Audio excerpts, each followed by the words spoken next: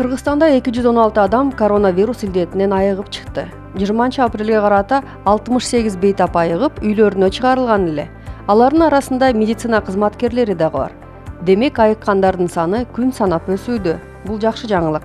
Бирок бул инфекция менен күрөш дагы да уланууда. 21 апрелге карата Кыргызстанда COVID-19 инфекциясын жуктургандардын саны 590. Алардын 22си акыркы суткада аныкталды. Бул убакытка чейин ооруга чалдыккандардын 216сы айыгып чыкты. Ал эми 7 адам каза тапты.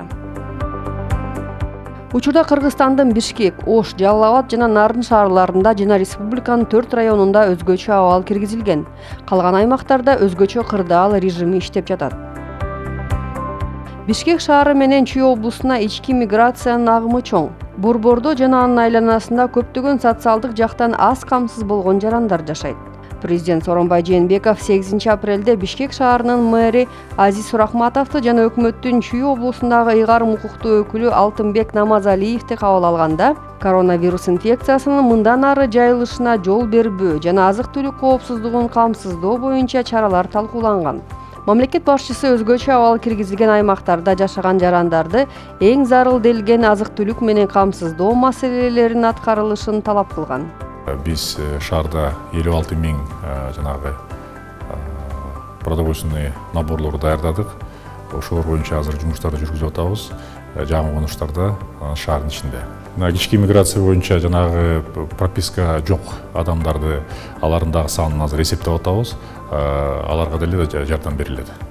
Бүгүнкү күнү ошо илдет менен күрөшүп атканда канча мобилдик группалар түзүлгөнүн, алар эмне иш аткарып атканын, андан бөлөк бүгүнкү күнү баягы карантинде турган постторду ушу толугу менен камсыздалгандыгын ушу маалым кылып бердик.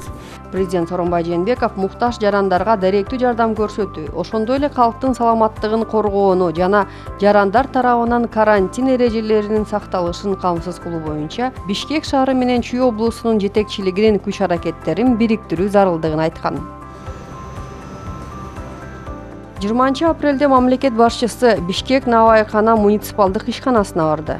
Бул ишкананын базасында муктаж жарандар үчүн өкмөт, муниципалитет тараптан жана ишкер чөйрө менен эл аралык фонддордон келип түшкөн гуманитардык жардам таңгакталып бөлүштүрүлөт.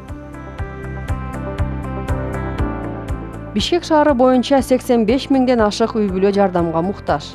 Бүгүнкү күндө 42 миңден ашык үй бүлө азык-түлүк топтому менен камсыз болду. Калгандарына да бөлүнүп берилет. Өкмөт тарабынан 300 тонна ун бөлүндү.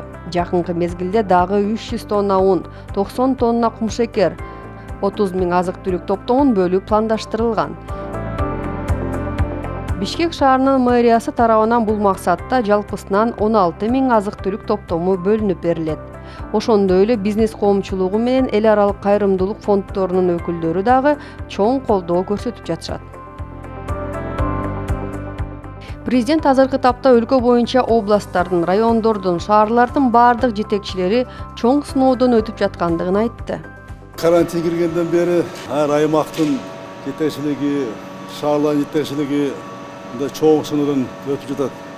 Мамлекеттик бийлик дагы чоң сыноодон мына өтүп жатабыз.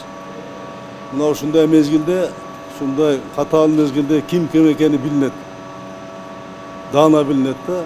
Мына биринчи Бишкекте борбор шаарыбызда өзгөчө абал киргенден бери биринчи өзгөчө кырдаал кирди. Абдан көп мүчүлүштөр болду. Бирок бара-бара ал мүчүлүштөр жоюлуп, мына азыр ыраты менен иш жүрө баштады.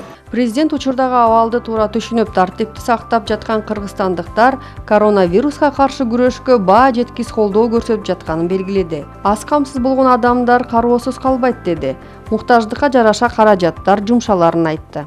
Ырастык билдирем, ушундай мезгилде элибиздин кандай катмары калктын ушундай жардамга муктаж экенин биз даана билебиз. Şu tizime менен толук жардам бериш керек. Бир дагы адам, муктаж адам калбаш керек да, мындай оор учурда. Муну айрыкча билесиңер, күнүмдүк киресеси күндө таап, күнүмдүк жумуш менен өз тиричилигин өткөзгөндөр мына кыйналып жатат. Мына ушуларга биз жардам көрсөтүшүбүз керек. Мамлекеттин деле мына мүмкүнчүлүгү башка мамлекеттерде болбосо дагы, бирок ушундай оор мезгилде, кыйын мезгилде бир да адамды, бир жараныбызды кыйналгандарды кароосуз калтырбайбыз. Резервдер бар. Анын баарын тең колдонобуз буюрса. Президент Сооронбай Жээнбеков өкмөт эпидемиологиялык кырдаалга жараша ишкер чөйрөнүн өзгөчөлүгүн эске алуу менен өзгөчө абал киргизилген аймактарда талаптарды жумшартуу, анын ичинде айрым ишкер субъектилердин ишине уруксат берүү сунуштарын даярдап жаткандыгын белгиледи. Ар бир кризистен кийин өнүгүү болоорун ишендирип кетти.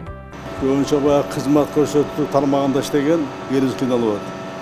Мына ошол кээ бирлерин дагы ишти жандандырабыз деген ниетибиз бар, бирок ал мезгил келилек дагы. Ошо 24-тү, 25-и буюрса ошондо көрөбүз, андан кийин чечим кабылдайбыз. Анан өткөндө мэр менен да сүйлөштүк, премьер да сүйлөштүк баарыбыз тең. Анан кээ бир ишканаларды иштете баштайбыз. Алардын тизмеси бар азыр. 3 этапка бөлдүк, ага да келебиз.